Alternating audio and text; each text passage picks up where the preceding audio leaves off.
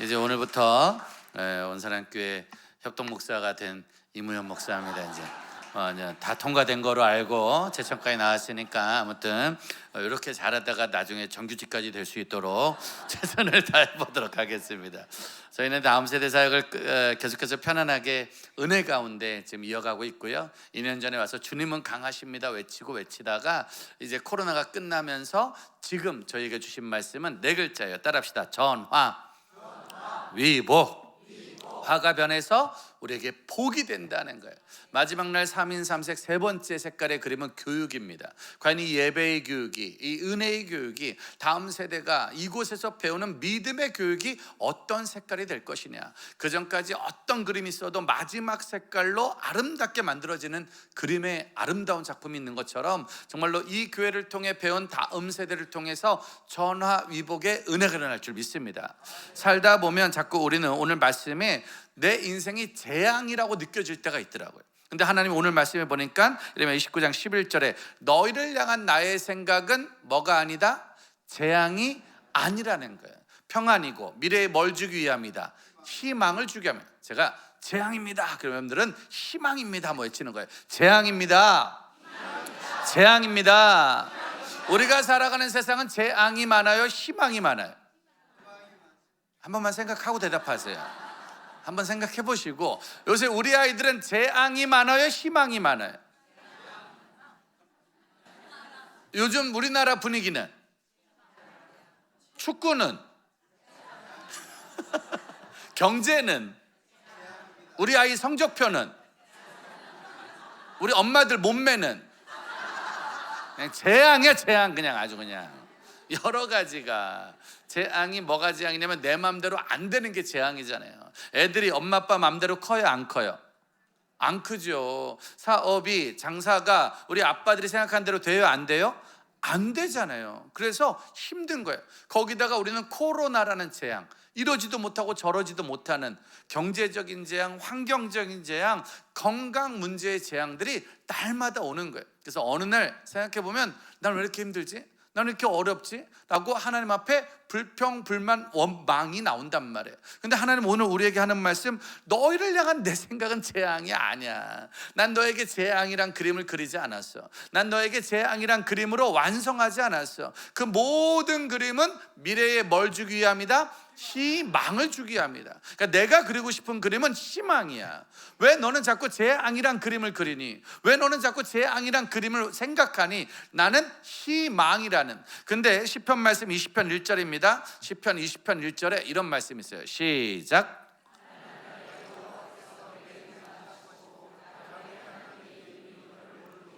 환난 날에 여호와께서 너에게 뭐 하셨다? 응답하셨대. 야곱의 하나님이 너를 높이 드셨대요. 그러니까 하나님 우리에게 응답하신다 안 하신다? 하신다. 근데 문제는 무슨 날에 응답하신다? 그러니까 환난 날에 응답했다는 건 지금 내 인생에 뭐가 왔다는 거예요? 환난, 재앙이 왔다는 거예요. 다시 한번 여쭤볼게요. 하나님 우리가 기도하면 응답하세요 안 하세요? 그럼 응답을 하셨으면 우리가 환난을 살아야 돼요? 축복을 살아야 돼요? 근데 눈을 떠보니까 내 앞에 무슨 날이 생긴 거예요? 환난 날이 생긴 거예요. 이게 믿음의 가장 큰 숙제예요. 그림을 그리는데 이해가 안 되는 거예요. 나는 분명히 하나님 축복해 주세요, 하나님 사랑해 주세요, 하나님 나를 인도해 주세요 라고 기도했는데 눈을 떠보니까 환난이란 그림이 있는 거예요. 재앙이란 그림이 있는 거예요. 전 사실 환난, 우리 청소년들, 어린이들도 있는데 어린이, 청소년, 청년들은 도대체 뭐가 환난일까요? 전 17살 때 예수님 만났다고 그랬잖아요. 17살 고등학교 1학년 때까지 예수님 만날 때는 뭐 인생의 환난이 크게 많아요. 왜냐면 태어날 때부터 엄마가 술 장사했고, 태어날 때부터 우리 집은 월세 살았고, 태어날 때부터 아빠는 노가다 뛰었고 엄마는 초등학교 안 나고 술 장사했기 때문에 우리 집은 늘 돈이 없었어요. 늘 공부를 한 적이 없잖아요. 큰형 대학 안 가고 둘째 형 대학 안 가고 누나는 고등학교 안 갔기 때문에 공부가 막, 어떤 애들은 성적 떨어지면 환난이라는데 우리는 떨어질 성적이 없었어요. 어떤 집은 돈이 없으면 환난이라는데 우리 집은 돈이 있던 적이 없었어. 엄마 아빠가 잘 나간 적이 없었어요. 재벌되다가 어려워지면 그게 환란이지만 우린 늘 시장에서 살았고 늘 우리 집이 없었고 우린 어차피 대학 가는 집이 아니었기 때문에 인생의 환란을 거의 경험해 본 적은 없어요. 그런데 예수 믿고 그때부터 문제가 되기 시작한 거예요. 왜냐면 예수 믿고 믿음이 생기니까 뭘 시작한다? 아니, 갑자기 환란을 먼저 시작하면 예수 믿고 환란을 먼저 기도하면 좀 그런데 기도가 시작. 기도, 그렇죠? 은혜 받으면 기도해야 안 해요? 무슨 기도? 하나님 우리 가정을 도와주세요. 하나님 내 인생을 도와주세요. 하나님 나의 앞날을 지켜주세요. 그래서 저는 첫 번째 갔던 수련회가 CCC라는 불량 서클을 통해서 전도받았기 때문에 이제 CCC가 제 인생을 망친 거예요. CCC가 고등학생 선교단체에서 예수혁명 10대 혁명, 예수혁명 10대 혁명 이걸 외쳐야 밥을 주더라고. 수련회 가서 10대들의 가슴에 푸르고 푸른 그리스도에게 주르게 하자, 예수혁명 10대 혁명, 이거를 3년 내내 외친 거예요. 처음 간 수련회에서 너희 중에 예수혁명 10대 혁명의 주인공이 될 사람, 10대들의 가슴에 푸르고 푸른 그리스도에게 주르게 할 사람 일어나라는 말에 가서 가만히 앉아있던 나한테 옆에 있던 어떤 미친 여자가 선생님이 내 손을 잡고 우연아 일어나 그래가지고 그 선생님 따라 일어났다가 거기는 아저씨가 딱딱딱 와가지고 머리를 딱딱 아이씨 이거 3번 당하고, 그게 1988년도 8월 첫째 주 수요일 저녁 은혜란 걸 받은 거예요. 꿈이 생긴 거예요. 내 인생 최초로. 한 번도 꿈이 없었는데, 한 번도 비전이 없었는데, 한 번도 소망이란 게 없는데 수련회 가서 은혜 받으니까 나도 예수혁명 10대 혁명, 10대들의 가슴에 푸르고 푸른 그리스도에게 주르게 하자 꿈이 생긴 거예요. 그리고 그때부터 교회 다니면서 사람들이 꿈 물어보면 그전엔 제가 집을 말했지만 너 꿈이 뭐야? 그럼 맨날 하는 얘기가 치킨 먹고 싶다고 그러고, 그럼 어른들이 팍 때리면서 큰 꿈을 가지라고 그러면 한 마리 다 먹고 싶다고 그러고 1인 1따기 꿈과 비전, 1인 1따기 꿈과 비전. 여기 있는 어린이 청소년들 사실 얘네들 오늘 왜 나왔겠어요? 야, 너넨 오늘 뭐 받기로 했어? 청소년 오늘 너넨 오늘 뭐 먹기로 했어? 너 엄마가 뭐 준대? 강도사님이 아이스크림 사준대? 야, 지금 아이스크림으로 수요일을 나왔다고? 에이, 설마 아이스크림으로 끝나겠니? 중고등부선 들어와. 중고등부. 그 애들이 많이 나왔어요. 주일학교 선생님, 주일학교. 그렇죠. 애들 얼굴이 밝지 않잖아요. 청년들, 청년들. 그렇죠. 청년들, 청소년들, 어린이가 나온 이유는 뭔가 있을 거 아니야. 뭔가 주는 게 있을 거 아니야. 그거 받고 나오는 거. 저도 그 전까지는 먹는 거밖에 없어요. 피자, 치킨, 먹고 노는 거. 근데 수련회에서 뭘 받는 바람에, 은혜 받는 바람에 기도 제목이 생긴 거예요. 교회 가면 어른들이 맨날 우연아 너 꿈이 뭐야? 우리 목사님이 우연아 너 꿈이 뭐야? 맨날 물어봐. 그 전까지는 없었는데 수련회 때 은혜 받고 나니까 우리 목사님이 너 꿈이 뭐야? 뭐라고 물었는데 나도 모르게 예수혁명 10대 혁명. 왜 가스라이팅 수련회 가서 3박 4일 동안 가스라이팅 당해가지고, 그러니까 우리 목사님이 막 박수 치면서 멋있다고, 멋지다고, 괜찮다고 그러면서 친구들이랑 아이스크림 사 먹으라고, 떡볶이 사 먹으라고, 막 치킨 사 먹으라고 어른들이 용돈을 주더라니까요. 그래서 그때 외친 게 목숨을 바치겠습니다. 가스라이팅. 그때는 알죠. 모든 노래가 주님 내가 여기 있사오니 나를 받으소서. 그거 맨날 불렀잖아. 아까 부흥 막 이런 찬양, 이런 거에 은혜 받으면 안 되거든요. 가스라이팅 막 부흥의 불길 나를 써달라고. 주님 내가 계시다. 그거를 저는 88년도 89년도 90년도까지 고 1, 2, 3 때 그거에만 푹 빠져 살던 세대예요. 그런데 내 인생이 그거에 완전히 몰입이 되니까 자꾸 뭐가 생기냐면 기도 제목이 생기는 거예요. 갑자기 대학이 가고 싶은 거예요. 1학년 때 은혜 받고 2학년 때 꿈이 생겨 3학년 때 공부가 하고 싶은 거예요. 충격적인 건 3학년 때 공부가 하고 싶으니까 조금 늦었더라고. 원래 대학 갈 생각이 없었던 집안이, 학원을 한 번도 다닌 적이 없잖아요. 과외를 한 번도 간 적이 없고 우리 부모님은 날 대학 보낼 생각이 없었고 나도 갈 생각이 없었단 말이에요. 근데 자꾸 은혜를 받으니까, 자꾸 꿈이 생기니까 대학에 가야 돼 안 가야 돼? 이게 애매한 거예요. 그래서 제가 엄마한테 물어봤어요. 엄마 나 대학 가도 되겠냐고. 근데 우리 엄마가 네가 알아서 하라고. 그러니까 우리 집은 자율교육, 선진화된 교육이 일찍부터 시작이 된 거예요. 그래서 우리 큰형님은 고등학교 마치고 직업군인 가서 본인이 돈을 벌어서 나중에 방송통신대학을 자기가 나온 거예요. 우리 둘째 형은 고등학교 마치고 가출을 해서 돈을 벌고 알아서 사는 거야. 그리고 우리 둘째 형님은 나이 40살이 넘어서 야간대학교를 간 거예요. 우리 누나는 17살 때 엄마가 공장 보낸 거예요. 여자는 고등학교 갈 필요 없다고. 17살 때부터 공장 다니며 돈 벌다가 우리 누나는 나이 40살이 넘어서야 검정고시 합격한 검정고시. 그러니까 우리 집은 자율공교육, 그러니까 선진화 교육이 일찍부터 돼 있는 거예요. 그래서 제가 고3 때 나 대학 가고 싶다고. 왜냐면 나는 캠퍼스 사역, CCC 간사, 예수혁명, 10대 혁명 그거 하고 싶으니까. 그래서 엄마한테 말하니까 네가 알아서 하라는 거예요. 그래서 나는 진짜 알아서 고3 때 공부한 거예요. 그리고 공부하고 기도했는데 내 인생 최초의 환란이, 여러분 대부분의 학생들이 겪는 인생 최초의 환란이 몇 살 때 와요? 대부분의 우리 청소년 청년들 어린이들 있지만, 사실 뭐 어린애들이 환란이래 봤자, 뭐 청소년들 환란이래 봤자 여러 가지가 있지만, 그 중에 인생을 살면서 제일 경험하는 첫 번째 환란이 뭐예요? 재앙이 뭐예요? 재앙. 네, 첫 번째 재앙이 뭘까? 인생이 경험하는 첫 번째, 대한민국 청소년 청년이 경험하는 첫 번째 환란이 뭐예요? 재앙. 네? 대학, 그렇죠. 중간고사, 기말고사 떨어진 건 환란과 재앙 수준 아니고 짜증과 분노 수준. 환란은 아니야 그냥. 근데 이제 대학에 떨어지는 거, 그거는 조금 그냥 충격이었어요. 저는 대학 시험을 봤는데 어느 대학교 행정학과에 원서를 썼어요. 왜냐면 난 CCC 간사가 되고 싶어가지고 행정학과에 원서 넣고, 나는 동사무소 나 이렇게 공무원이 된 다음에 주말에 CCC 청소년 사역을 하려고 계획을 세웠단 말이에요. 그리고 고3 때 열심히 했고 최선을 다했고 시험을 봤는데 떨어진 거예요. 환란, 재앙. 충격적인 건 떨어지지 않을 만한 대학에 원서를 썼어요. 내가 서울을 쓴 것도 아니고 내가 엄청난 데를 쓴 것도 아니고 웬만하면 붙을 만한 대학, 떨어지는 게 조금 더 어려운 대학, 그런 데를 썼단 말이야 내가. 그리고 솔직히 내 마음은 저는 장학생이 될 줄 알았어요. 왜냐면 제가 고3 때 주일 예배를 한 번도 안 빠졌어요. 고3 때도 금요철야를 나왔고 고3 때도 수련회를 한 번도 안 빠졌어요. 그러니까 제 믿음은 그냥 수석까지는 안 돼. 왜? 교만해질 수 있으니까. 근데 차석 정도. 그래서 주님이 나한테 4년간 장학금을 주면 그 돈을 갖고 엄마에게 보여주면서, 어머니 보셨지요? 우리 하나님 이런 분입니다 라고 간증 집회를 하고 싶었단 말이에요. 근데 딱 떨어지니까 너무 당황스러운 거야 이게. 0.23점 차이로 라고 생각해요.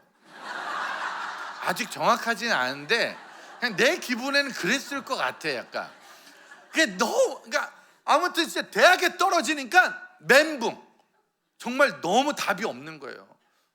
엄마가 물어보더라고, 어떻게 됐냐고. 그래서 내가 떨었다 그러니까 우리 엄마가 막 웃으면서 그럴 줄 알았다고. 그러니까 우리 엄마가 나보다 믿음이 더 좋은 거지. 난 붙을 줄 알았고 우리 엄마는 떨어질 줄 알았고. 그래서 내가 교회로 달려간 거예요. 그냥 목사님한테 가지고 막 화가 나니까 어떻게, 그때 매일 교회 다닐 때니까 교회 가가지고 목사님 막 승질 낸 거야. 막 강도사님 막 분들한테 대학 떨어졌다고 나. 이게 뭐냐고 도대체. 그렇게 기도하고 그렇게 예배 안 빠져. 이게 뭐냐고. 그때 우리 목사님이 하신 말씀이 명언이었어요. 우연아, 성경엔 크게 쓰임 받을 사람이 있고 작게 쓰임 받을 사람이 있어요. 크게 쓰임 받는 사람에게는 반드시 큰 고난이 오고 작게 쓰임 받을 사람에게는 작은 고난이 온다. 지금 네 인생에 온 고난은 큰 고난이구나. 하나님은 너를 크게 쓰실 거야. 그러면서 너 다시 기도해. 이게 신기해. 누구 말을 듣느냐에 따라서 그 말이 좀 맞는 것 같더라고. 하나님은 나를 크게 쓸 것 같으니까 내 인생에, 그러니까 저는 그 전까지는 뭐 가난하고 못하는 걸 고난, 환난이라고 생각 안 하고 그냥 그런 집이었단 말이에요. 근데 내 인생 최초로 기도해서 안 된 게 그거니까 난 고난을 받는구나. 그래서 다시 후기를 준비한 거예요. 교회에서 새벽 예배 드리면서, 우리 때는 교회에서 공부했어요. 교회에서 새벽 예배 드리고 교회에서 공부도 하고 다시 두 번째 대학 시험을 봤어요. 그것도 어떤 대학을? 신학대학교를. 제 친구가, 우리 교회 제 친구 있거든요. 권사님 아들인데 걔는 공부를 잘해. 근데 걔가 후기 때 어떤 신학대학교에 원서를 쓰겠대. 그럼 저보고 같이 신학교에 원서를 쓰자는 거예요. 그래서 제가 말했어요. 안 돼. 엄마, 너는 권사님 아들이라서 신학을 해도 되지만 나는 술집 여자 아들이야. 우리 집은 내가 신학교 가면 날 살려두지 않을 거야. 안 될 거야. 근데 그 친구가 하는 말, 우연아, 자기는 신학과 써서 목사가 될 테니까 너는 거기에 가면 교육학과가 있대. 교육학과. 신학교에 가면 교육학과가 있으니까 교육학과를 가서 너는 교사가 돼서 학교 선생님이 되면 된다는 거야. 그러니까 생각해보니까 공무원이랑 선생님은 비슷해요, 안 비슷해요? 비슷하죠? 그리고 이제 그 비슷하잖아. 행정학과나 교육학과나 비슷하잖아. 그래서 괜찮다. 그래서 둘이 같이 원서를 쓴 거야. 걔는 신학과, 저는 교육학과. 그러니까 둘이 원서를 썼는데 둘 다 떨어졌어요. 아니 거기도 또 떨어진 거야 이게. 아니 일반 대학도 아니고 신학교를 썼는데 또 떨어진 거야. 이게 말이 안 되잖아요. 와 진짜 그때 미치는 줄 알았어. 진짜 두 번째 재앙은 1차 재앙보다 더 커. 왜? 1차 재앙은 일반 대학교 때문에 떨어질 수도 있다 생각했거든. 2차 재앙은 신학교이기 때문에 주님이 당당히 붙여줘야 되는 거 아니에요. 그냥 당당히 붙을 줄 알았는데 떨어진 거예요.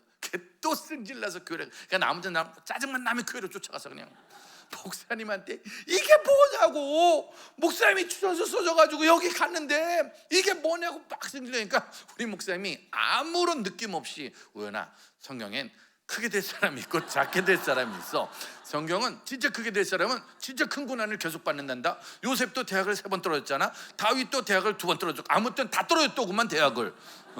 요셉도 다윗도 어느 누구도 인생이 쉬운 사람이 없더구만. 그래서 너는 지금 그런 고난을 당하는 거니까 이럴 때 잘해야 된다. 너 붙었을 때보다 떨어졌을 때 잘해야 된다. 이럴 때 예배 잘 드리고 이럴 때 기도 잘하고. 아무튼 저를 붙들고 부흥회를 하는데 또 그 말이 맞는 것 같더라고. 그러고 있는 며칠 동안에 충격적인 일이 생겼어요. 그러고 떨어지고 화나고 속상해 있는 며칠 동안에 충격적인 건 제가 추가 합격을 했어요. 추가 합격. 아마 잠깐만, 추가 합격이 박수 받을 일이에요? 이거 좀 날 놀리는 것 같은데 지금? 뭐 장학생이 된 것도 아니고 1차 합격도 아니고, 추가 합격이라는 얘기는 꼴찌로 들어갔다는 얘기. 꼴찌. 쉽게 말하면 내 앞에 여러 명이 등록 안 해서 꼴찌로 그 학교에 들어간 거야. 근데 안타까운 건 저 꼴찌로 들어갔잖아요. 제 친구는 떨어졌어요. 제 친구는 끝까지 떨어졌어요. 그래서 걔는 원래 신학교 가서 목사가 되려고 했는데 걔는 떨어지고 재수를 해서 일반 대학교를 가서 지금 돈이 많아요. 저는 굳이 목사가 될 생각은 없었는데 어떻게 안타깝게 추가 합격을 하고 이렇게 됐습니다. 근데도 대학을 가니까 좋더라고요. 근데 아시죠? 제가 대학교 왜 가고 싶어 했다고요? CCC, 청소년 사역, 캠퍼스 사역. 전 3년 동안 그것만 했단 말이에요. 그래서 대학교에 가서 CCC 활동을 하고 CCC 간사가 되려고 했는데, 충격적인 건 대학교를 갔는데 TTT가 없었어요. CCC는 꿈과 비전이 캠퍼스 복음화예요. 근데 우리 학교는 전교생이 예수를 믿었어요. 그래서 신학교에는 CCC가 없어요. 그러니까 CCC는 일반 학교에 있는 거예요. 쉽게 말하면은 전교생이 예수 믿는데 CCC가 있을 이유가 없잖아요. 왜냐면 매점 누나도 예수 믿고 버스 아저씨도 예수 믿어. 교수님들 다 예수 믿어. 그래가지고 대학교를 갔는데 CCC가 없어진 거예요. 그래서 나는 3년 동안 CCC에서 훈련을 받아가지고 난 CCC 간사가 돼야지 그랬는데 CCC가 없는 거예요. 그래가지고 멘붕에 빠진 거예요. 충격을 먹었죠. 큰일 났는데? CCC가 없는데? 이거 큰일 났는데? 그러다가 방학을 하고 2학기가 됐어요. 제가 무슨 과라고요? 왜 교육학과를 간 거예요? 선생님이 돼서 뭐 어디로 가려고? 캠퍼스. 그렇죠? 저는 CCC 간사를 하는데 캠퍼스 사역이란 말이에요. 그러니까 저는 교육학과 가서 교사가 돼서 선생님이 되려고 했단 말이에요. 근데 문제는 2학기 때 말해주더라고. 교육학과를 갔다고 다 교사가 되는 게 아니야. 무슨 말이냐면 우리 과 애들이 80명인데 그 중에 30%만 교직이란 걸 하는 거예요. 그리고 그 교직한 애들이 교생 실습을 하고 그 교생 실습한 애들이 임용고시를 보고 그 다음에 교사가 되는 거예요. 그러니까 아주 쉬운 말로 공부를 잘하는 애들 중에 진짜 공부를 좋아하는 애들이 공부를 계속 한 다음에 공부를 끝까지 하면 교사가 될 수 있는 거예요. 전 교사를 포기하는데 5분도 걸리지 않았어요. 일단 기본적으로 상위 30%에 못 들어. 저는 무슨 합격? 추가 합격. 그러니까 일단 상위 30%에 못 들어. 그리고 공부를 그렇게 많이 할 생각이 없어. 그리고 싫어. 그냥 싫어. 그게 들어가면 줘야지. 들어가면. 근데 교사 자격증을 안 준다는 거예요. 그러니까 저의 20살은요 인생이 진짜 재앙과 환난의 연속. 대학교 갔는데 띠띠띠는 없어졌지. 교육학 갔는데 교사는 안 된대지. 그래서 20살 가을에 에라 모르겠다, 짜증나, 다 필요 없어, 그래가지고 바로 군대를 지원한 거예요. 그래서 겨울방학 때 군대를 지원해서 군대를 들어갔는데 바로 환란. 군대를 들어갔는데 그 다음날 아침에 재앙. 그러니까 전 세상에서 제일 싫어하는 게 달리기예요. 제가 100m 23초 뛰고 그 후로 뛴 적이 없어요. 저는 오래 달리기 2번 하다가 엎어지고 오래 달리기 한 적이 없고요. 전 축구라는 종목을 세상에서 제일 싫어해요. 축구는 응원을 하는 거지 뛰는 종목이 아니잖아요. 저는 군대 있을 때 족구 좋아해요. 족구. 가만히 서 있으면 이등병이 공 차주면 병장 때 팍 쳐는 거, 그거 외에는 움직이는 거 자체를 싫어해. 저는 일단 운동을 싫어해. 운동을, 뛰는 것 자체를 싫어해 내가. 근데 군대를 갔는데 그 다음날 6시에 깨우더라고. 그리고 운동장이 겨울인데 운동장에 모였는데 갑자기 우통을 벗으래. 우통을. 군대는 다 또라이에 또라이들. 그 우통을 벗으래. 그래가지고 그 겨울에 우통을 벗었더니만 교관이 와가지고 이게 물로다가 이렇게 살짝 뿌리더라고. 물로 이렇게. 이 또라이도구만, 또라이.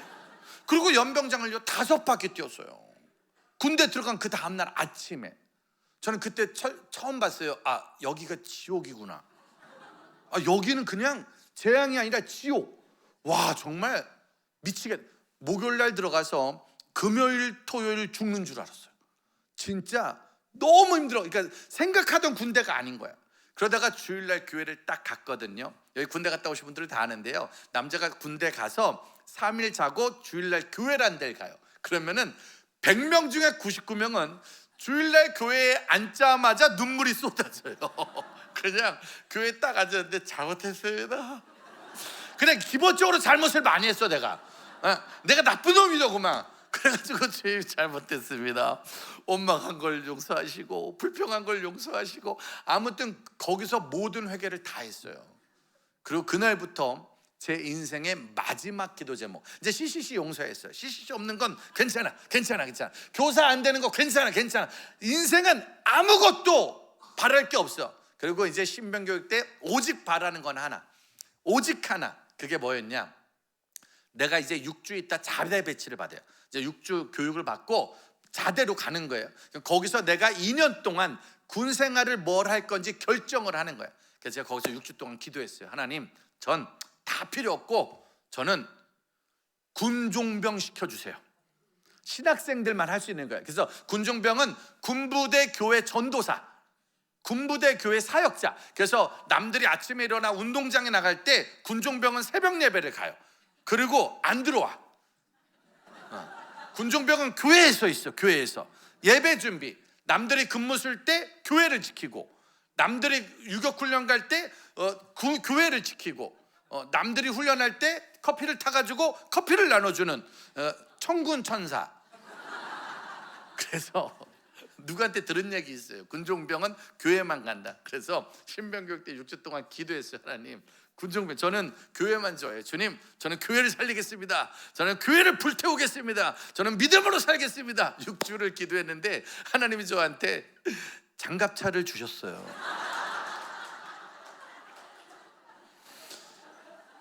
장갑차 부대 81mm 박격포, 탄약수. 박격포 장갑차 부대는 포수, 부포수, 탄약수가 있어요. 포수가 차례포! 라고 말하면 부포수가 81mm 포를 딱 꽂아요. 그럼 탄약수가 막대기를 2개를 들고 50m를 뛰어가야 돼. 50m를 뛰어가서 막대기를 꽂으면 그걸 보고 포를 쏘는 거예요. 그래서 저는 자대 배치 받고 1년 동안 뛰었어요. 그래서 전 그때 깨달았어요. 주님이 날 버리셨다는 것을. 이거는 그냥 제 앙이 아니라 아마게돈, 지구 종말의 날. 그러니까 아침에 눈 뜨는 게 무조건 싫어. 왜? 눈 뜨면 싫어하는 거 해야 돼 그냥. 그리고 싫어하는 거 한 다음에 밥 먹고 또 싫어하는 걸 해야 돼. 그냥 1년 내내 싫어하는 걸 해야 돼. 정말 죽겠더라고요. 정말로 군대에서 재앙가도 같은 날을 보내는데 어느 날, 여러분 놀라지 마세요, 제가 정말로 어느 날 눈을 떴는데 충격적인 건 병장이 됐어요. 아니, 매일 재앙이었는데 눈 뜨니까 뭐가 됐다고요? 병장 되면 좋아요, 안 좋아요? 자, 생각, 여러분, 병장 되면 좋을 것 같아요, 안 좋을 것 같아요? 안 좋죠. 왜 안 좋아요? 뭐 해야 되니까? 병장 되면 이제 뭐 준비해야 돼요? 그렇죠. 제대 준비해야 되죠. 그럼 제대 준비하는 건 좋아요, 안 좋아요? 많은 사람들은 제대 준비하면 좋을 것 같다고 그랬는데, 여러분 군대 간 사람만 알아요. 좋은 사람은 제대한 다음에 할 일이 있어야 좋은 거야. 자, 잘 봐요. 저 제대하면 뭐 해야 돼요? 학교 가야죠. 무슨 과?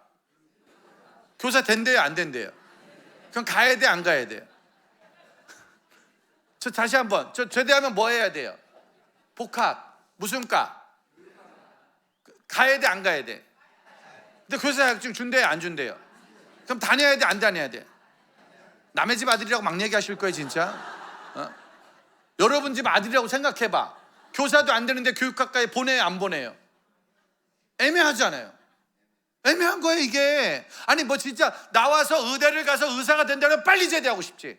교사가 된다면 빨리 제대하고 싶지. 하고 싶은 게 있으면 빨리 제대하면 되는데, 나는 제대가 다가오는데 갑자기 그때부터 더. 여러분 청년들이 왜 무서운 줄 아세요? 아니 대학교 졸업했는데 할 게 없잖아. 그래서 대학원을 갔는데 대학원 졸업해도 할 게 없는 거예요. 그래서 유학을 갔는데 유학을 갔다 왔는데도 할 게 없는 거야. 박사가 되는데도 할 게 없. 여러분들 잘 봐요. 박사가 되고 대학원을 나오고 좋은 데 간 게 좋은 게 아니라, 잘 되고 있는데도 할 게 없으면, 그 다음이 없으면 그게 불안한 거예요. 그래서 전교 1등이 더 불안한 거예요. 전교 324등이 잠은 잘 잔다니까. 왜냐면은 나중에 뭘 해야 될지 모를 때. 저는요 병장이 되니까 그때부터 상병 때까지는 제대가 한참 남았다고 생각했는데, 병장이 되니까 금방 오더라, 금방. 근데 어떡할 거야? 복학을 할 수도 없고, 그것도 또 안 하면 뭐 할 거야?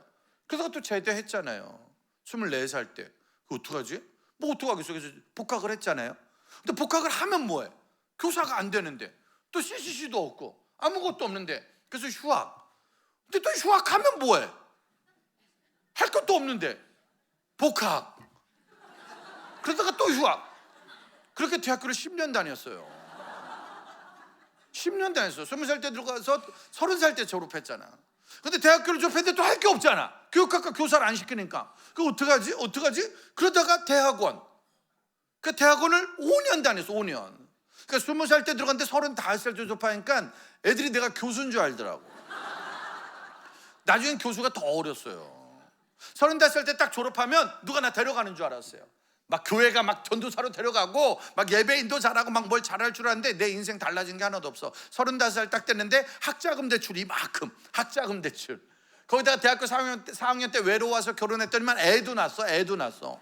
아내도 있고 애도 있고. 엄마는 여전히 술 장사했고, 우리 집은 여전히 안 믿고, 난 돈도 없고, 누가 다 밀어주는 것도 없고, 선교단체는 만들었는데 대표 이무연, 회장 이무연, 회원 이무연. 그러니까 이게 35살이 됐는데 꿈은 있고 비전은 있고 사명은 있는데 막막한 거야. 이래도 안 되고 저래도 안 되고. 그러다가 30대 후반쯤에 청주에서 힘들고 어려운 여러 가지 파산을 경험하고 40살 30대 후반에 서울에 개척을 올라온 거예요. 더 이상 청주에 있을 수 없어서 쌍문동에 지하 40평을 얻어서 개척을 했는데, 개척하면 잘 될 줄 알았지. 근데 1년 만에 망한 거예요. 1년 만에. 왜 망했냐면 그냥 망했어요. 안 되던데 개척도. 사람도 어렵고 사역도 어렵고. 아니 아무것도 내 마음대로 되는 게 없더라고요. 학교 다니는 거, 집안, 교회, 성교회, 아니 그 어떤 것도 아무것도 내 마음대로 되는 게 없더라고. 근데 신기한 건 시편 20편 2절 말씀 볼까요? 2절 크게 시작.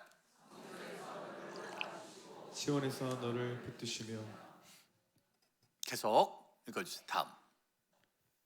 내 모든 소재를 기억하시며 내 번제를 받아 주시기를 원하노라. 자, 따라합시다. 도우시고, 크게 도우시고, 붙드시고, 기억하시고, 받아주십니다. 하나님은 환난 중에 나한테 응답하시는데 난 널 도왔다는 거야. 2절 말씀 보니까 난 널 도와줬대. 그리고 난 널 붙들어줬대. 그리고 나는 너를 기억하고 있고 나는 너를 지켜주고 있다는 거야. 할렐루야. 근데 어디서 도와주셨대요? 2절에 보니까 성소에서. 어디서 붙드셨대요? 시온에서. 어디서 기억하신대요? 너의 모든 소재를 기억하시고 너의 모든 예배를 받아주신다는 거예요. 그거 신기하네. 내 인생은 뭐에 빠졌지요? 환난에 빠졌죠. 저는 20살 때부터 예수 믿고 3년 동안 열심히 달리다가 첫 번째 대학 시험 실패라는 환란 때부터 19살 말에 20살에 시작한 환란으로 내 인생은 40살까지 한 번도 환란이 없던 적이 없어요. 지금도 52살인데 지금까지 맨날 환란, 맨날 재앙. 근데 돌아보고 나니 하나님은 그 모든 30년 동안 나를 돕고 계셨더라고. 나를 지켜주셨더라고. 내 예배를 받아주셨더라고. 나의 감사를 받아주셨더라고요. 생각해보니 대학 떨어졌을 때도 교회 가서 승질냈잖아. CCC 안 됐을 때도 교회는 갔잖아. 군대 가도 힘든데 교회는 다녔잖아. 등록금이 없어서 휴학해도 교회는 갔고, 학교를 다니면 막막해도 교회는 갔잖아요. 여러분, 왜 교육이 마지막인 줄 아십니까? 여기는 학생, 청년, 여러분 자녀들, 아니 부모님들, 여러분들의 계획대로 안 될 수 있단 말이에요. 여러분들이 원하는 대학을 못 갈 수 있고, 원하는 사업이 안 될 수 있고, 원하는 대로 자녀가 안 클 수 있어. 그럼에도 우리에게 교회만 있다면, 우리에게 예배만 있다면, 우리에게 은혜만 있다면, 아멘은 박자를 맞춰줘야 빨리 끝날 수 있습니다. 어차피 마지막 날이라 서로 도와야 되지 않겠습니까? 다시 한번, 우리에게 교회만 있다면, 우리에게 예배만 있다면, 우리에게 은혜의 자리만 있다면, 그러니까 여기 있는 학생, 청년, 어린이가 살면서 힘든 날이 올까요, 안 올까요? 조금 올까요, 많이 올까요? 재앙과도 같은 날도 와요, 안 와요? 와요. 근데 그날 어디를 가느냐, 그거에 따라 달라지는 거예요.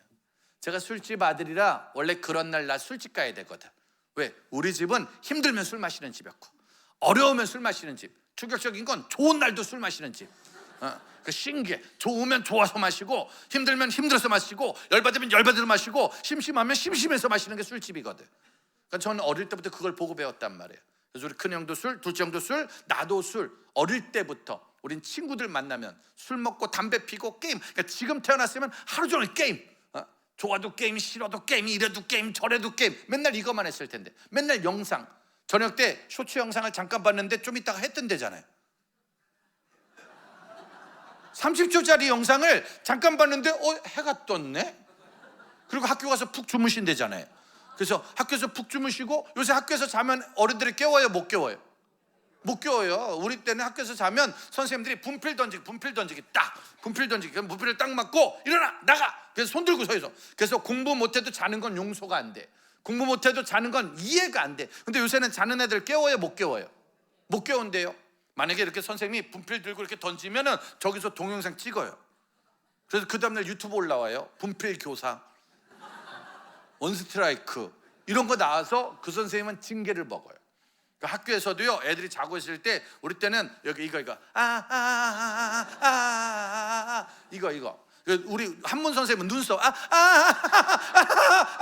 이거. 그러니까 우리 학교는 눈썹과 이걸 다 뽑아.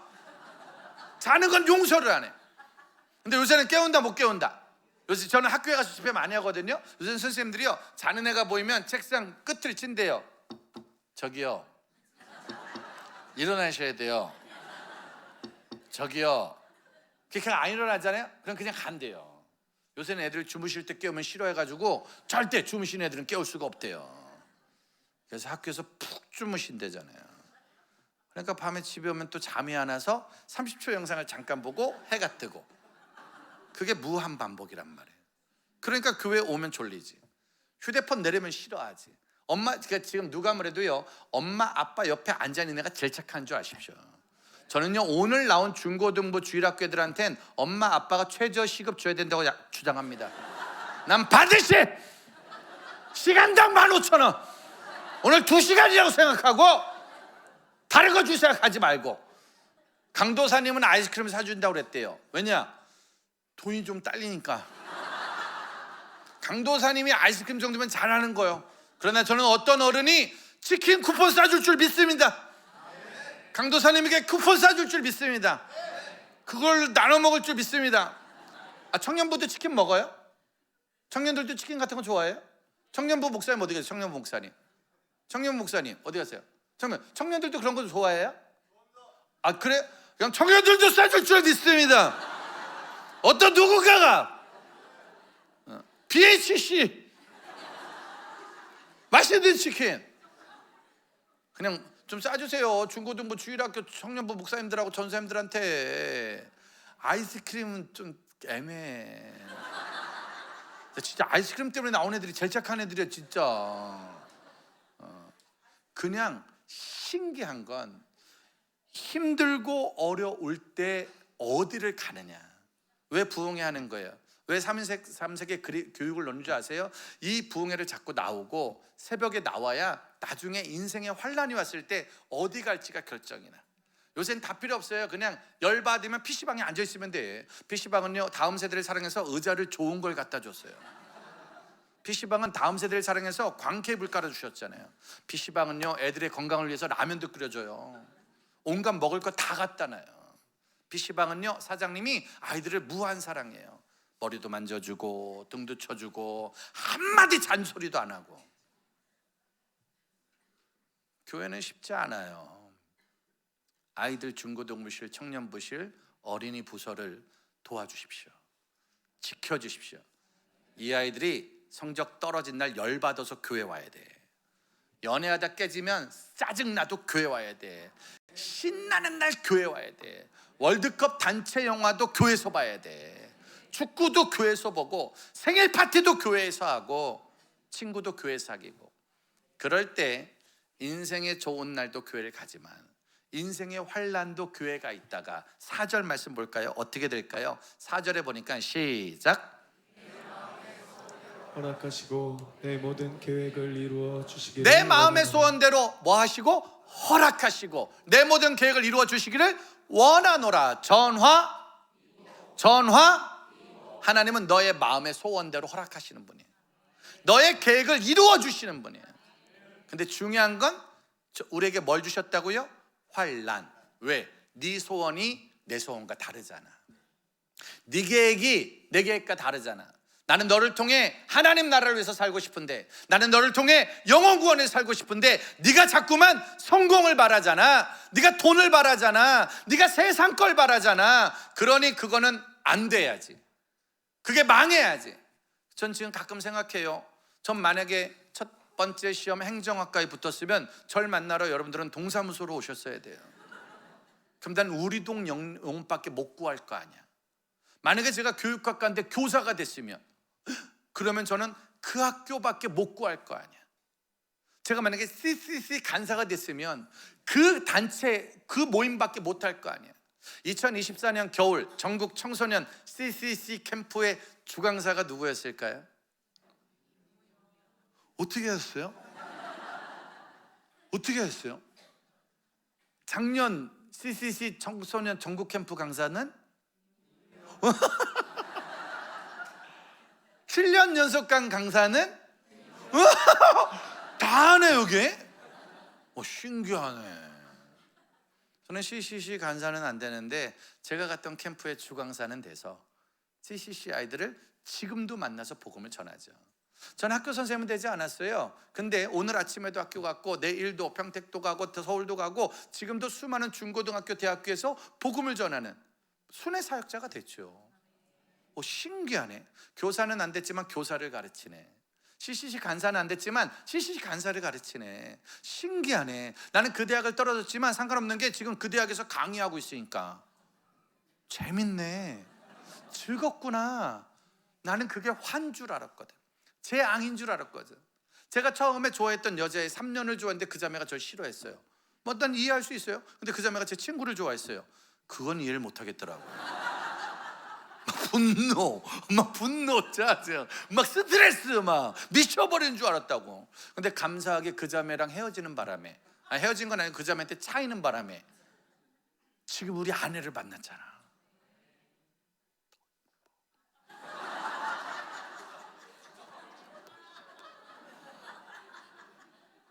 큰일 날 뻔했어. 엄청 이뻐. 큰일 날 뻔했잖아.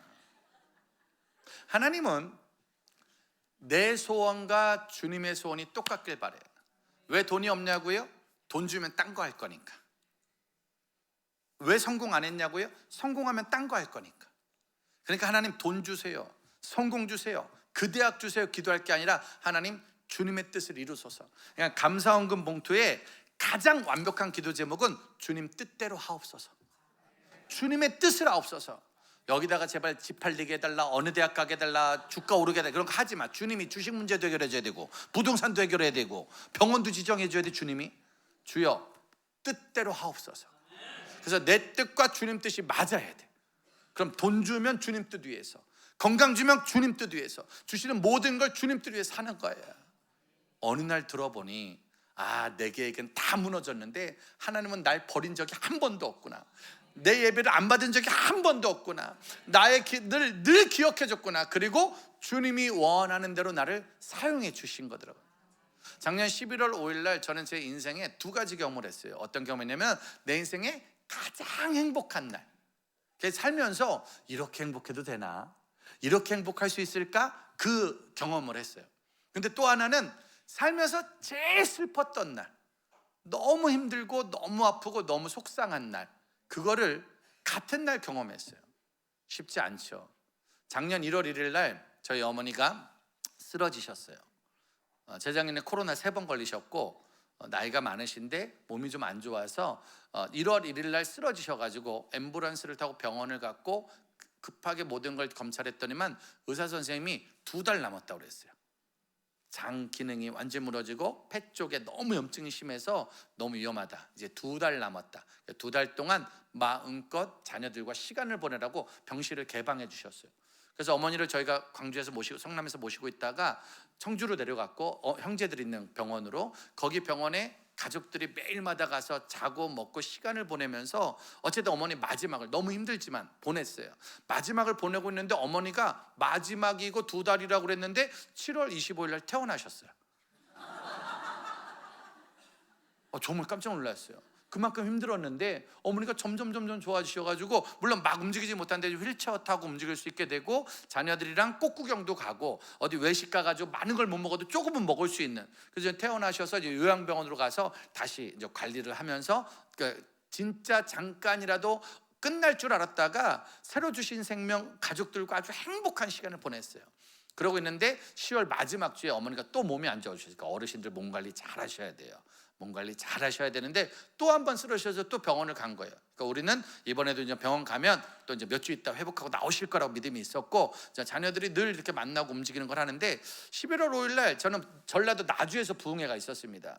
근데 부흥회 마치고 올라오는데 저는 성남에 있고 어머니가 청주에 있다 보니까 일주일에 한두 번 내려가서 이제 어머니를 만나는 거죠. 저는 16년을 모시고 살았으니까 늘 같이 있었다가 청주 형제들은 이제 못 만나고 있다가 이제 청주 형제들은 거의 매일 만나고 저는 일주일에 한두 번 내려가서 만나는 건데, 그날은 나주에서 올라오는데 갑자기 그렇게 엄마가 보고 싶은 거예요. 그런데 왜 가족이 갑자기 보고 싶을 때 있어요, 없어요? 제가 요즘 애들한테 매일 가르치는 거예요. 너 엄마 보고 싶잖아, 아빠 보고 싶잖아, 할머니 보고 싶잖아, 그럼 무조건 가라. 너 조퇴하고 가고 결석하고 가고 아무튼 회사 째고 가라. 왜? 무조건 가라. 그날은 날이 있다. 제가 그날 그랬어요. 나주에서 올라오는데 갑자기 엄마가 너무 보고 싶은 거예요. 그래가지고 제가 차를 틀어가지고 청주로 갔어요. 병실에 가니까 엄마랑 둘째 형이랑 누나 있더라고. 그래가지고 또 이런저런 얘기하고 엄마 막 하면서 얘기하고 뭐 이런저런 얘기하고, 엄마가 말을 말 못하지만 대화는 되니까 쭉 얘기하고 이제 헤어졌어요. 그리고 엄마 나 다음 주에 올게 그렇게 하고 나올 때 이제 기도해줘. 그래서 저는 이제는 어머니 제가 16년 전부터 모신 다음부터는 제가 막내 아들이니까 엄마 모시고 매일마다 하는 게 있었어요. 이제 저희 집 뭐 어떤 걸 매일마다 하냐면은 엄마 모시고 헤어질 때 제가 나오면은 저희 어머니가 이렇게 고개를 내밀어요. 제가 목사 아들이니까 기도해달라고 기도를. 그럼 제가 맨날 엄마 머리에 안수하고, 하나님 우리 엄마가 기도하는 거 자녀들이 응답밖에 없어서. 난 이 기도 제목을, 왜냐면 제가 술집 아들로 살면서 제일 부러운 집이 뭐냐면은 맨날 엄마가 기도하고 아빠가 기도해서 이렇게 됐다는 거야. 나는 엄마가 술 팔고 아빠가 술 팔아서 이렇게 됐는데, 아니 다른 집 애들은 맨날 엄마가 기도하고 아빠가 기도하고 할머니가 기도하고 할아버지가 기도해가지고 이렇게 됐다니까 나는 그게 그렇게 맨날 부러웠어요. 내가 엄마 모시고 살면서 2년 만에 술 끊고 담배 끊고 세례 받았단 말이에요. 그리고 엄마한테 매일 부탁하면서 했던 얘기가, 엄마 기도 좀 해줘봐, 기도 좀 해봐. 엄마가 기도하면 그게 나한테 온대. 엄마가 기도하면 그게 자식들한테 간대. 그러니까 기도 좀 해줘라. 그러니까 알겠다고. 그리고 우리 어머니가 14년 5년 전부터 기도한 거거든요. 근데 신기한 건 진짜로 제 인생 풀린 게 그때부터예요. 안 믿을지 모르지만 그 전까지는 전 그냥 무명 강사였고 어느 누구도 잘 모르는데 제가 그냥 지금은 좀 잘 나갑니다. 이 교회에서 협동으로 쓸 정도까지니까 얼마나 대단하겠어. 근데 그게 그때부터거든요. 그래서 매일 기도해요. 하나님 우리 엄마가 기도하는 거 아들, 딸, 손주, 손녀가 그대로 응답밖에 없어서 예수님을 기도합니다. 아멘. 그러고 나면 저는 헤어질 때 엄마 뽀뽀 그럼 쪽 이렇게 뽀뽀를 그때부터 16년간 하루도 안 빠지고 했어요. 엄마 뽀뽀 사랑해 이거 했어요. 왜냐면 난 막내 아들. 왜냐면 그걸 안 한 지가 오래돼서 엄마 모시고 살면서 더 건강 안 좋아질 때 한다. 그래서 사랑해 뽀뽀 쪽 하고 헤어지는 게 우리의 루틴입니다. 그래서 그날 밤도 기도해주고 엄마 갔다 올게 사랑해 뽀뽀 하고 헤어졌어요. 그리고 올라왔는데 새벽 1시쯤 도착했거든요. 근데 1시쯤 자리에 딱 자려고 누웠는데 1시 반에 전화 왔어요. 둘째 형님한테 우연아 빨리 내려와 빨리 내려와 어머니 지금 위험하셔. 그 1시 반에 출발해서 새벽 3시에 도착했어요.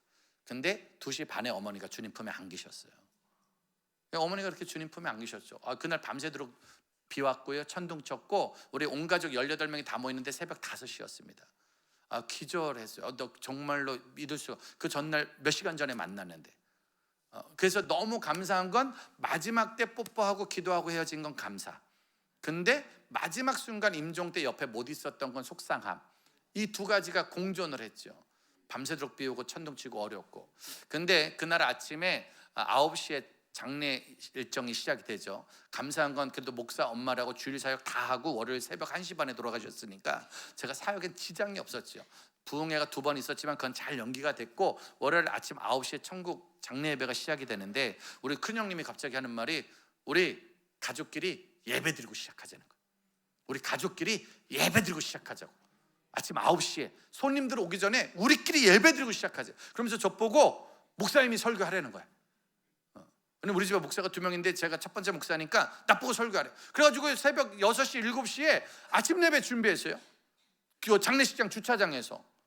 그러면서 나도 속상하고 힘든데 고민한 거예요. 하나님 우리 엄마가 만약에 돌아가시기 전에 목소리 나올 수 있으면 자녀들에게 무슨 말 하고 싶었을까? 그 마음을 나한테 좀 알려주세요. 어떤 마음인지 알려주세요. 그때 주신 말씀은 빌립보서 2장 12절 말씀이에요. 빌립보서 2장 12절 시작. 그러므로 나의 사랑하는 자들아 너희가 나 있을 때뿐 아니라 더욱 지금 나 없을 때에도 항상 복종하여 두렵고 떨림으로 너희 구원을 이루라. 그러므로 나의 사랑하는 자녀들아 너희가 엄마 있을 때뿐 아니라 더욱 지금 엄마 없을 때에도 항상 복종하여 두렵고 떨림으로 너희의 구원을 이루어라. 우리 엄마가 주님 품에 안기기 전 마지막으로 아들, 딸, 손주, 손녀에게 이야기를 한다면 집 사야 돼, 코인 해야 돼, 땅 사야 돼, 주식해야 돼. 그게 아니라 구원받아야 돼. 구원받아야 돼. 우리 엄마가 무당딸로 태어나서 술 장사 40년 하면서 평생 했던 얘기, 돈 벌어야 돼, 돈 벌어야 돼, 집이라도 있어야 돼, 매일 그런 얘기 하시던 분인데 예수 믿고 그날 장례 일정에 집사유재순으로 돌아가셨어요. 사진 하나 보여드릴까요? 저희 어머니 영정 사진이고요. 200군데가 넘는 교회에서 꽃을 보내줬고 그 빈소는 꽃밭이 됐죠. 성경책 어머니가 주신 말씀 앞에다 놓고 24시간 찬양이 나왔습니다. 3일 동안 24시간 찬양이 퍼졌고 저기서 찬양이 24시간, 예배가 매일마다 2번씩. 그 신기하네. 우리 집 장례식장, 제가 있던 청주 북부시장, 우리 어머니 장례식장이 청주 북부시장, 우리 장사하던 앞에 장례식장이었거든요. 그 동네 장례식장의 특징은 밤새도록 술 먹는 장례식이거든. 밤새도록 술 먹고 싸우는 장례식, 누군가 나타나서 또 승질내는 장례식, 울고 소리 지르고 싸우고 난리치는 장례식. 근데 우리 어머니 장례식은 3일 동안 찬양이 퍼졌고 예배가 퍼졌고 어느 누구도 술을 먹지 않았고 어느 누구도 원망하지 않았어요. 저렇게 아름답게 웃는 얼굴로 주님 품에 안기셨어요. 어머니 친구분이 오셨어요. 북부시장에서 엄마랑 같이 젊은 날을 보냈던 어머니 친구 할머니가 오셨더니만 우리를 알잖아요. 그러면서 우리 큰형한테 하는 말이 야, 니네 집에 무슨 일이 생긴 거냐? 도대체 니네 집에 무슨 일이 생겨서 아니 엄마 영정사진도 저렇게 밝고 아니 가족들도 힘든데 밝고 아니 여기 분위기 도대체 왜? 손님이 2,400명 왔다 갔어요. 예수 믿는 사람들이. 그래서 정말 너무 힘들었습니다. 많은 사람들이 와서 예배 드려주고 가고 기도하고 가고 도대체 무슨 일이 생긴 거야. 그러니까 우리 큰형님이 하는 말이 저희 집 이제 예수 믿어요. 우리 큰형 안수 집사, 둘째 형 성도, 누나는 권사, 우리 집에 목사 둘, 전도사 둘, 신학생 둘. 그 신기하게 35년 전에 아무도 안 믿었는데 고등학교 때 나 혼자 맨날 이러고 있었는데 35년 만에 전화 위복 그 동네 제일 욕쟁이 아줌마가 찬양하는 아줌마로 바뀌어서 천국 집사로 간 거예요. 저걸 보는데 너무 감사한 거예요. 35년 전에 우리 집은 슬픔이었는데, 우린 돈이 최고였는데, 그 상조회사 직원이 그러더라고요. 이런 장례식 처음 본대요. 왜? 일단 사람이 너무 많이 온대. 너무 힘들대. 그리고 두 번째는 너무 많이 먹는데, 너무 이렇게 많이 먹는 장례식은 처음 봤대. 아주 그냥 진짜 음식을 너무 많이 먹었어요. 그리고 이 장례식은 신기한 게 되게 슬픈데 되게 기쁘대. 사람들이 되게 그러니까 슬프면 너무 슬프죠. 막 어머니 염할 때 막 가족들 기절하고, 막 조카 손주 우리 아내도 기절, 저도 기절할 만큼 슬펐는데, 내가 기절하기 전에 딴 사람들이 다 기절을 하더라고. 그러니까 슬프면 빨리 기절해야 돼. 아주 그냥 기절할 만하면 먼저 쓰러지고 그냥. 그러니까 너무 슬펐대요.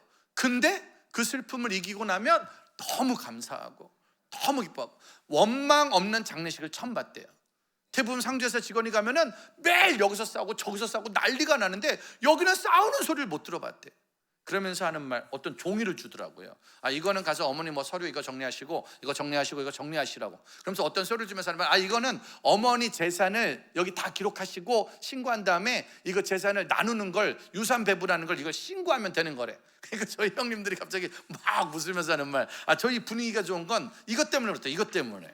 이것 때문에 좋아요. 그래서 왜 그러냐니까, 없어요. 어머니가 쿨하게 오셔가지고 쿨하게 가셨어. 우리 아버님은 20년 전에 가셨고, 우리 엄마는 더 쿨하게 20년 사시다가 예수 믿고 가신 거거든요. 아무것도 없어요. 어떤 것도 없습니다. 우리는 나누는 것 때문에 싸우지 않아요. 장례식 때 돈 들어온 거 있잖아요. 그 돈 들어온 거는 형님들이랑 얘기해가지고 다 봉인했어요. 그리고 모든 금액을 통장에 다 넣었어요. 그리고 그렇게 말했어요. 우리 집안의 조카들이, 손주들이 공부할 때 공부할 돈이 없으면 밀어준다. 우리 아이들, 손주, 손녀들, 우리 조카들이 공부하고 있고 꿈을 꾸고 싶은데 돈이 없는 사람을 밀어준다. 근데 공부 안 하고 꿈이 없으면 안 준다. 그러니까 하겠다는 애는 밀어준다. 근데 안 한다면 안 주는 거로. 그래서 그거는 저희 집 다음 세대 장학금으로 넣었어요. 그럴 줄 알았으면 거기 두지 말라고 그럴 걸. 아무튼 돈 10원도 서로 욕심내지 않았어요. 재산 있는 거 아무것도 없었어요. 어머니는 초등학교 못 나왔고요. 우리 집은 어떤 것도, 저도 대학교 10년, 대학원 5년, 15년 다니면서 한 번도 집에서 등록금을 받은 적이 없고, 책값 차비를 받은 적이 없고, 고학으로 다녔죠. 근데 그래서 믿음을 주셨어요. 그런데 그래서 은혜를 주셨고요. 그래서 감사를 주셨어요. 코로나가 4년 동안 힘들었어요. 많이 힘들었죠. 어려웠죠. 근데 그 전에 더 힘들었었기 때문에 큰 문제가 안 됐어요. 언제나 힘들었기 때문에, 언제나 어려웠기 때문에. 근데 단 한 번도 힘들고 어려울 때 포기하는 걸 배워본 적이 없거든요. 제가 다닌 교회에서는 힘들면 새벽에 나와, 힘들면 금요일에 나와, 어려우면 금식해. 우리 교회는 나한테 고등학교 때 그걸 가르쳐줬어요. 내 인생의 가장 힘들고 어려운 순간. 그래서 코로나 때도 우리 목사님하고도 많이 얘기했지만, 가장 힘들고 어려운 순간 수많은 단체들과 사역자들이 문을 닫아야 됐지만 가장 열심히 달렸고 가장 최선을 다해서 달리다가, 지금 유튜브 번개탄 TV는요, 지난주에 5,000편의 영상을 유튜브에 올렸어요. 4년 동안 5,000편 열렸고요. 내일도 홍대 공연장에 120석 공연장으로 이런 스크린을 800인치를 달았습니다. 거기서 매주마다 일주일에 2번씩 예배를 드리면서, 코로나라서 가장 힘들어서 가장 큰 기회를 잡은 거예요. 그리고 결국 오늘 이 교회에 협동목사가 이렇게 되고, 이런 아무튼 감사한 일이 생겼고, 아마 이 교회하고도 함께 귀한 일을 많이 만들어갈 줄 믿습니다. 오랜 살다가 계속 위기가 올 거예요. 어느 날 눈 뜨면 재앙, 어느 날 눈 뜨면 환란. 근데 그때 기억하셔야 돼요. 그날 어디를 갈 것이냐, 그날 누구를 만날 것이냐. 오늘은 엄마 옆에는 내가 최저시급 3만 원 받고 나왔지만, 중요한 건 다음엔 안 줘도 나온다니까. 어느 날 말할 거야. 엄마, 나 오늘은 한번 수요예배 좀 가야겠어.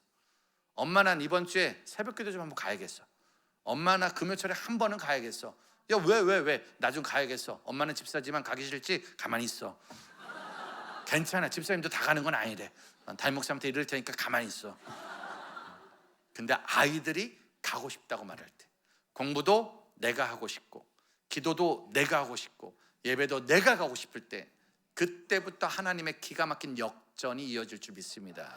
제가 아까 그 찬양 부탁한 거예요. 오늘 숨을 쉬는 것 감사, 내 뜻대로 안 돼도 감사. 그 찬양을 장례식 3일 동안 매일 24시간 틀어놨어요.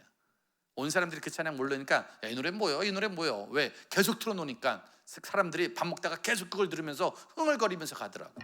가사가 뭐예요? 내 뜻대로 안 돼도 모든 것 감사. 저희 어머니가 늘 했던 말, 저한테 기도받고 나면 우연히 네가 잘 되는 건 내가 기도 잘 되는 거요. 엄마 기도 잘 되는 거 당연하지. 엄마 기도가 잘 되는 거지. 그때마다 한 얘기가 3만 원. 3만 원만 줘봐. 그럼 내가 돈 주면 그거 애들 주는 재미로 사셨거든. 늘 그랬거든. 너는 내가 기도에 잘 되는 거라고. 근데 생각해보니까 지금 하나님 가까운 데로 갔잖아요. 옛날엔 집에 가야 엄마를 만났는데 지금은 매일 만나. 하나님한테 얼마나 이걸 하고 있을까. 가까이 갔으니까 옆에서 우연히 도와야 되고 이걸 얼마나 하겠습니까. 그러니까 오늘 내가 여기 온 거 아니겠습니까. 하루도 안 쉬고 움직이는 건 지금도 엄마가 말해주고 있으니까 그걸 느끼고 있단 말이에요. 전화 위복. 슬픔을 슬픔으로 끝내지 말고 아픔을 아픔으로 끝내지 말고 재앙을 재앙으로 끝내지 말고 기회로 만드셔서 이 코로나는 우리에게 축복이었구나. 이 어려운 시대는 나에게 축복이었구나. 저는 저 비전센터 보면서 아까도 우리 교육부 강도사님하고 그런 얘기 했습니다. 저 비전센터가 없어져도 상관이 없는 건 저기서 진짜 교육이 일어나야 돼. 저 비전센터가 진짜 비전센터 되고 이 교회가 진짜 교회 되어서 다음 세대 한 영혼. 잘 생각하세요. 오늘 최저시급 준 애들이 이 나라 하늘나님 나라 최고 연봉 됩니다. 그거 잊지 마시고 믿음으로 잘 키워주시길 바랍니다. 찬양 한번 할까요? 오늘 숨을 쉬는 것, 내게 주신 모든 은혜 감사, 감사, 감사. 주님 감사해요. 이번 부흥회 3인 3색 마치면서 여러분들에게 감사라는 색깔이 남길 바랍니다. 전화 이복의 색깔이 남길 바랍니다. 그리고 지금 어떤 힘든 일이 있어도 반드시 하나님께서 바꿔주신다. 마지막 색깔이 나를 바꿔준다라는 은혜의 시간 될 수 있기를 축복합니다. 제가 기도하고 우리 찬양 부르고 같이 기도하도록 하겠습니다. 하나님 감사합니다.